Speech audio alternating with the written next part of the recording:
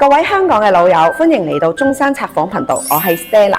今日呢條片我直接同你拆穿大灣區二手樓最毒、最隱藏、最容易令港人蝕大錢嘅全套陷阱。咁我講句實話，好多香港朋友買二手樓，淨係識睇個價錢平、裝修靚、地段好似 OK， 就即刻衝動落訂啦。但係你根本唔知二手樓嘅坑，從嚟唔係表面肉眼睇得到嘅嘢嚟嘅。新樓最多嘅係貨不對版同埋交樓慢，但係二手樓可以令你錢俾咗，樓過唔到戶，俾人查封、產權造假、隱性負債，住唔到入去之餘呢，亦都賣唔到出去喎。咁最後啦，維權幾年之後都係冇結果嘅。咁更加衰嘅呢，就係內地二手樓嘅規則、產權條例、交易流程、隱藏條款同香港完全係兩碼事嚟嘅。你用香港買樓嘅思維去北上揀二手樓，10個入手9個都中伏啊！今日呢10幾分鐘，我將所有港人踩過嘅大坑、隱形陷阱、中介套路、合同暗語、產權雷區，逐字逐句拆解俾你哋聽。我全程唔講廢話，純粹係幫香港人拆彈避坑。想安全穩陣保值買大灣區嘅二手樓呢一條片你哋一定要全程睇晒，收藏，然後轉發俾你準備北上買樓嘅朋友仔啦。好啦，我哋而家首先講第一個大坑先，產權隱形雷區，港人最高頻中招嘅嘢嚟嘅，都係90%嘅港人買二手樓第一個踩嘅超級大坑。產權唔乾淨，好多中介會同你講呢間樓正齊，可以過戶冇問題㗎。咁你肉眼睇房產證又真係好似乾乾淨淨咁，冇抵押冇查封。但係我話俾你知，內地二手房產權有超多嘅隱形狀態，係你肉眼完全都睇唔出嘅嘢嚟㗎。OK， 我哋講第一樣先，隱性共有產權。好多內地業主間樓係同夫妻係共同財產嚟㗎，即係家庭共有或者繼承共有。咁表面房產證淨係寫得一個人名，中介同你話獨立產權，全權可授。結果你落咗訂，俾晒首期，準備過戶嘅時候呢，突然嗰個原業主嘅另一半就會跳出嚟講：我冇同意賣樓。咁你嗰份合同就直接作廢㗎啦。香港老友係唔理解呢一個規則嘅，咁我同你白話直講，內地物權法規定，婚後買嘅樓無論寫邊個人名，都係屬於夫妻共有。就算房產證得一個人名，只要係婚內購入嘅，必須夫妻雙方簽字先至係有效嘅。港人最容易忽略呢一點。最後就係訂金凍過水，首期拖帳，糾紛纏身。第二樣嘢，隱形查封、隱性抵押，好多業主表面結清按揭啦，實質私底下係借咗啲民間借貸、私人高利貸或者係小額貸款，房產證嗰度冇顯示㗎，但係系統入邊已經係俾司法凍結咗，輪候查封。中介專登揀工作日系統更新延遲嘅時間帶你去簽約。等你俾晒錢之後，先發現根本過唔到戶。第三樣嘢，最新嘅超級大坑，居住權登記，呢個係近幾年最多人踩嘅新雷嚟嘅。好多舊業主喺賣樓之前，靜雞雞就幫屋企人嘅老人家啦、前妻啦或者係細路仔登記咗永久居住權。產權可以過戶俾你，但係法律規定對方係有權永久住喺你嗰間屋嗰度呢。你買咗樓都冇權趕人哋走，冇權收樓，冇權自住。呢個陷阱專坑啲唔識內地法律嘅港人。中招之後基本冇得拆解。而家開始記低我以下講嘅港人專屬避坑鐵律啦，我會講一條大坑，再講一條鐵律，記住晒就唔怕死錯人啦。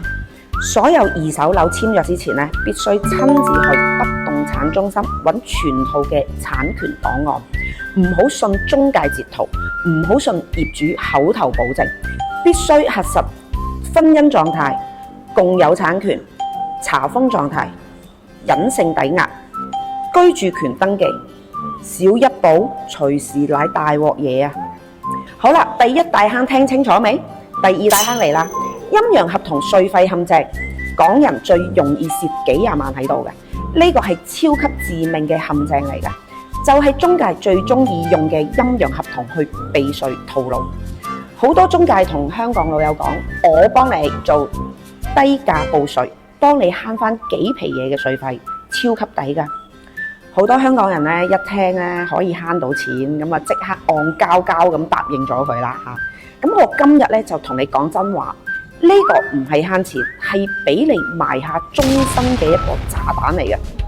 我用港人聽得明嘅白話拆解原理，陰陽合同咧就等於你真實嘅成交價好高，但係簽約報稅用一個極低嘅假價錢入系統，以此規避增值稅。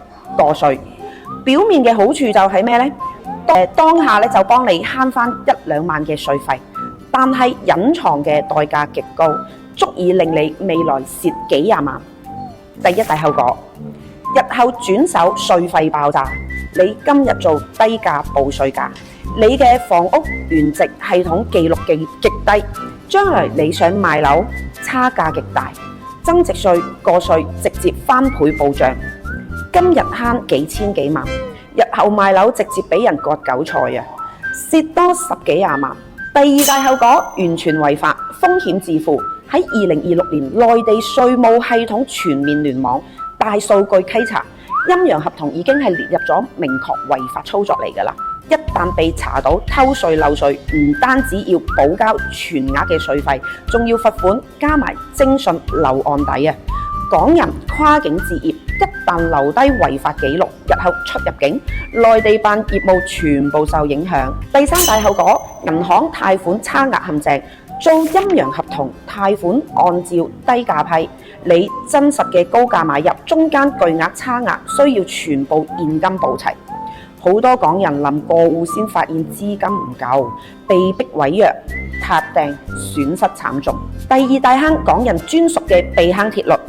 港人買二手樓絕對唔好做陰陽合同，1分錢稅都唔好貪平，老老實實如實報稅先係最穩陣、最保值、零風險嘅一個做法嚟嘅。第三大坑，精裝假象陷阱，港人最容易被靚裝修迷得一陣陣，專坑啲中意慳功夫、冇手尾、唔想裝修嘅香港自住客。二手精裝假象，好多港人揀二手樓最中意揀全新裝修，拎包入住免裝修嘅。睇落去呢，牆身白、地板靚、家電齊全、乾淨企理，覺得慳時間又慳錢。但係我同你講啊，9成嘅二手精裝呢，都係專門做俾啲割韭菜睇㗎。速成套路裝修，呢啲業主同炒家專門低成本速成翻新，地板用最劣質嘅合成板，牆面用最廉價嘅漆，水電線路唔換，廚衛暗藏漏水嘅隱患，表面呢好光鮮亮麗啊，實質呢全部係遮醜工程嚟嘅。佢哋呢專登用靚燈光、軟裝佈置，遮擋瑕疵，等你呢睇樓嗰陣間咧，瞬間咧就覺得好完美。落訂之後咧，先陸續爆雷俾你睇啊！入住3個月，牆面開裂、地板起拱、廚衛漏水、電路跳閘、甲醛超標，更加陰毒嘅咧就係所有隱性嘅質量問題。所有二手交易嘅一律免責。內地二手房交易嘅規則：現狀交付，睇貨自理。你收樓一刻冇發現問題，日後出現任何質量嘅瑕疵、漏水、結構問題，業主同中介一概唔負責㗎，冇得維權，冇得索賠，冇得退貨。好多香港老友係唔知呢一條規則嘅。香港買二手樓有物業查驗，有質保兜底，內地完全唔同啊！睇錯就係你自己輸啦。第三大坑，港人專屬嘅避坑鐵律。所有精裝二手樓必須帶專業嘅驗樓師全屋檢測，重點查廚衛防水層、水電線路、牆體結構、甲醛數值、隱蔽嘅漏水點，千祈唔好單憑肉眼、憑感覺去落訂。第四大坑，中介反佣匯款騙局。最多港人咧被拉黑走數啊！近年咧無數港人中伏，被詐騙、被拉黑，中介反佣匯款嘅一個套路嚟。好多無良中介為咗搶客，專門對香港人開空頭支票，買呢間樓我返3萬、5萬甚至8萬佣金俾你，成交即刻到你帳，極速匯款，100%穩陣㗎。好多港人咧一聽咧有錢揾有優惠，即刻放鬆晒警惕，即刻簽約。結果100%嘅就係成交之後無限拖數，揾藉口拖延，最後直接拉黑埋你添。我同你拆解背後嘅邏輯啊，超級現實㗎。中介佣金根本唔係自己錢，係公司結算，普通業務員根本冇資格私自反佣。所謂反佣，全部係以新客填舊帳、口頭詐騙，博你無知。更加離譜嘅套路咧，有啲皮包嘅中介靠高額反佣吸引港客落訂，等你俾完訂金首期之後，直接走佬啦，門店結業換名重新再開，你投訴無門，跨境維權成本極高，最後只能自己自認黑仔啦。第4大坑港人專屬嘅避坑鐵律。記住一句鐵律啦，買樓永遠唔好信口頭反佣，所謂嘅優惠、反言、承諾必須白紙黑字寫入合同，附加違約條款。口頭承諾一律當佢放屁喺啦。第5大坑，土地性質加年限隱形嘅陷阱，直接影響升值轉售。呢個95%嘅港人完全唔識分別土地性質同使用年限陷阱咧。好多港人淨係識睇住宅、睇價錢，完全唔會睇土地證嘅信息。但我話你知啊，同樣係一棟樓，土地性質唔同，價值一個天一個地，轉手難度差10倍啊！第1類嘅大坑，商住混合用地、工業用地改住宅，表面係住宅戶型啊，可以入住啊，實質土地唔係純住宅性質，導致水電費按商業嘅標準收，物業費極貴，唔可以入戶，學位無效，轉手極度困難。第2類大坑，土地年限嚴重縮水，好多舊小區土地係80年、90年代出讓嘅，你買返嚟睇到似係70年嘅住宅啊，實質剩低嘅年限係得嗰20-30年㗎咋。港人係唔理解呢一個影響嘅，咁我就直白講後果啦。第1，銀行貸款年限大幅縮短，月供暴漲。第2，未來到期需要補交土地嘅出讓金。第3，銀行評估價極低，完全係唔保值㗎。第4，日後超級難轉手，幾乎冇人去接盤。純住宅70年完整年限先係保值流通嘅唯一標準，縮水年限、混合用地全部都係接盤嘅復盤嚟嘅。第5大坑，港人嘅專屬避坑鐵律，買二手樓必查土地出讓時間、土地性質、剩餘年限，只揀純住宅用地，年限充足嘅盤，雜用地、老殘舊年限縮水盤一律 pass。第6大坑，交易資金安全陷阱，錢樓兩空嘅重災區，呢個都係最致命、最慘烈嘅資金安全大坑，專殺港人嘅。好多香港老友唔識內地嘅交易流程，輕信啲中介，輕信啲業主，直接將首期訂金轉入私人帳戶。我同你講，呢個動作係頂級自殺式嘅操作嚟嘅。內地二手房交易最大風險就係資金流轉。如果你直接俾錢俾業主，業主收到巨款之後，可以挪用資金，拖延過戶，故意違約，甚至一房多賣。而你跨境維權，舉證困難，時間成本極高，隨時嘅結局就係錢就俾晒，樓又冇埋，維權冇結果。好多中介會同你講冇事㗎，好安全㗎，我做咗好多年㗎啦，全部都係大話。佢哋只想要佣金，係唔會理你生定係死嘅。正確唯一穩陣嘅規則，我教所有嘅香港老友。所有房款、訂金、首期必須走官方第三方嘅資金監管帳戶。資金監管等於錢存入政府監管系統，業主過到戶，你確認收樓無誤之後，錢先會劃俾業主嘅，全程鎖死，零挪用、零詐騙、零風險。只要中介同業主唔俾走監管，要你轉私賬嘅話，100%係騙局嚟嘅，你即刻走人啊！第7大坑，租賃隱形嘅陷阱，買咗樓都收唔到樓，呢個係隱形嘅大坑，好多資深置業客咧都會喺呢一度中伏嘅。隱性租約陷阱，內地法律有一條超級霸道嘅規則，港人99%都唔知嘅。